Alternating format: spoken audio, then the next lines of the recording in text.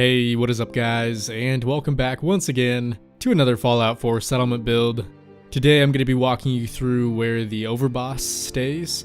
Not exactly sure what to call it, but basically it's just his room as of now. That being said, hopefully you guys do enjoy what you see, and without further ado, let's go ahead and get a closer look. So for starters, I just want to show you where his room is located. It just so happens to be all the way up at the 4th floor. I figured doing it this way instead of putting it somewhere lower would be for the best, just because up there he does have a better view of the entire city. And once we head around, you'll also see that he has a pretty nice vantage point looking down at the arena as well. And the 2 floors below that are unfinished, at least as of now. But I do have a few ideas, which we'll hopefully get to in the near future, in terms of filling those up. And by the way, as you're seeing right now, the only way to get to the Overboss's room is by elevator. Once up here, you'll see it's still rather congested. I think it makes it feel a bit more raidery in the end. And even though this is a pretty tight space up here, you do still have a few options in terms of which way you could head. On the right side you have the somewhat secret way into the music bar, and then on the left hand side we have the door to the Overboss's room. But anyways, moving inside, this is where most of the detail is, though I'd have to say there's got to be at least 3 other doors around here that lead out to separate balconies, and we'll get to those in just a second. But first off, I want to kind of start all the way over here on the left hand side and then kind of work our way around. And this place does have a pretty substantial backstory that I've tried to come up with. So as we go around here, I'll also try and explain that the best I can. But yeah, right over here, this is where his bedroom is. And if I'm being honest, I almost feel like this place might be a little too small. That's not to say that it isn't nice. In fact, it's easily one of the most inviting and most comfortable buildings in this entire town. But part of me really wishes that it might have been the same size as Benny's suite from Fallout New Vegas.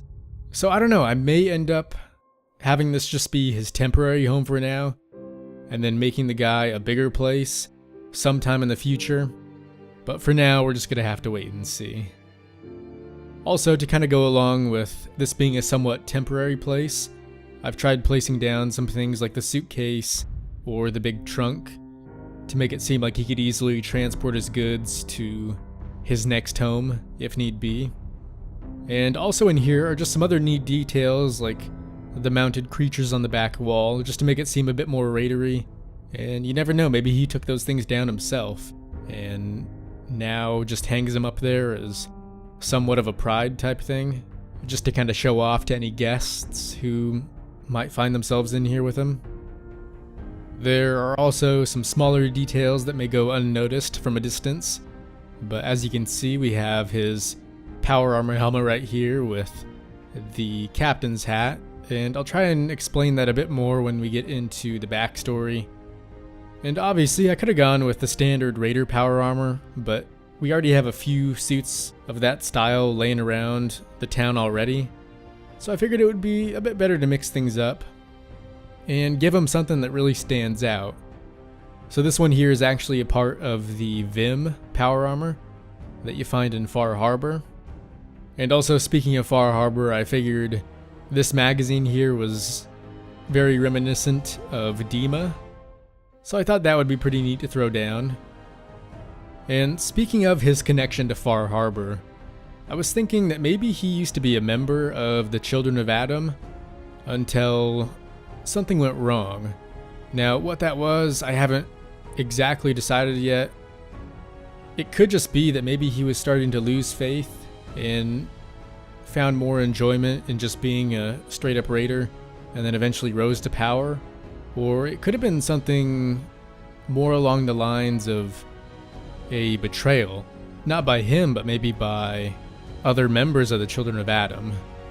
And so I was thinking he could have been their leader, and at the time maybe he had a wife and kid. And you'll see over here on the back of his room, there's a sort of broken down crib. And so I was thinking, like I said, maybe he was starting to lose faith, eventually stopped being the leader of the children of Adam, and instead decided to become a raider. Then following that, maybe a few of the children of Adam snuck in here, either killed or just stole his son. And since then, even though he does still believe in all that radioactive stuff, it's still been his vendetta to kind of track them down and get vengeance. As you can tell, it's still a pretty jumbled up story. I really haven't boiled it down to the fine details just yet, but at least it's something. And I feel like if you can get some backstories for your build, it really does end up giving you quite a few more ideas of what you could use to fill up the empty space and still have it make sense. And so that's why in this case it's still fitting to have stuff like the power armor from Far Harbor and then the captain's hat. Hell, maybe that was how he joined the Children of Adam in the first place. He could have been an old washed up sailor or fisherman.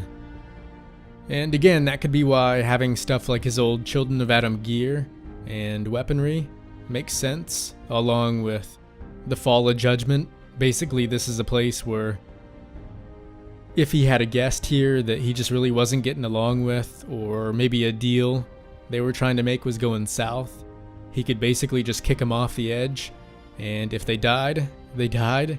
If they lived, well, the big old slave pen is directly to the right, so I'm sure the guards would be used to this type of stuff by now, and they would just end up dragging him in there.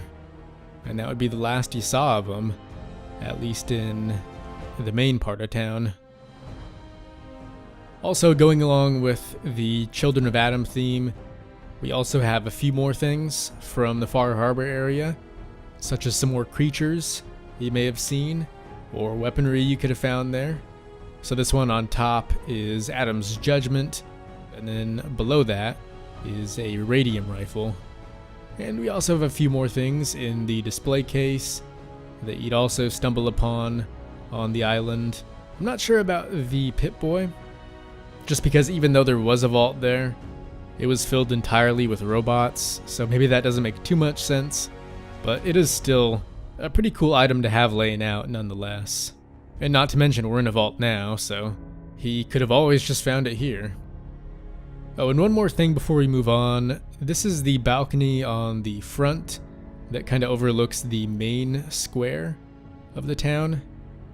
Obviously there are a bit too many things blocking our way right now, so we can't get a great view, but also up here is the rest of his power armor.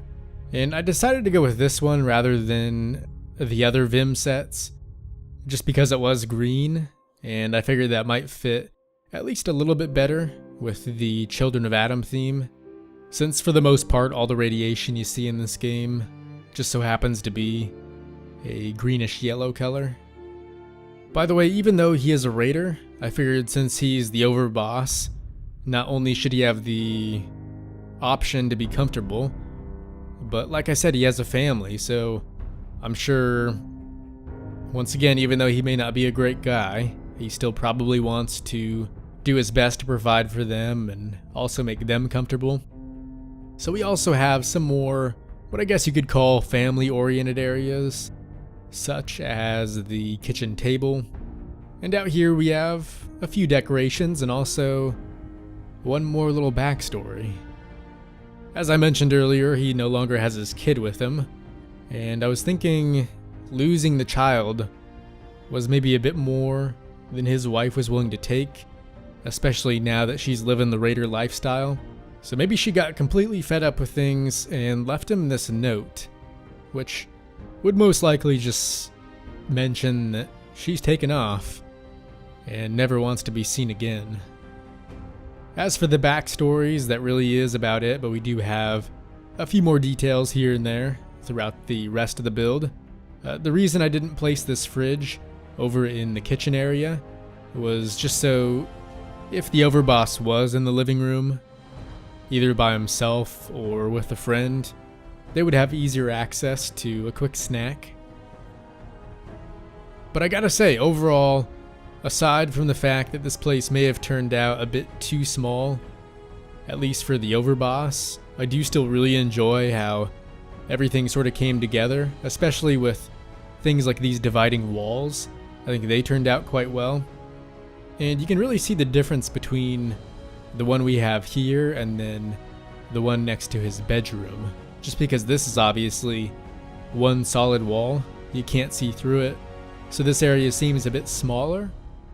But then if you look over on this side, since it's for the most part made out of windows, everything feels quite a bit more open, and it almost makes the place feel a bit bigger than it really is. Oh yeah, and I almost forgot to mention, since he's the Overboss, I did want to give him a nickname, and I figured since in the past he was a part of the Children of Adam, what better name to give him than the Atom Bomb? Not sure about you guys, but I found that to be quite fitting for someone who has so much power and really has the authority to do a lot of damage. And really quick, one last thing before we go ahead and start wrapping things up. I did mention earlier that he had a pretty good view of the arena, which will eventually be right down here. So out on this balcony, I threw down a throne type chair for him to sit in. But yeah, guys, I think it's safe to say that should do it for today. So hopefully you did end up enjoying it. Feel free to let me know your thoughts down in the comments. Thanks again for watching, and as always, I will see you in the next one.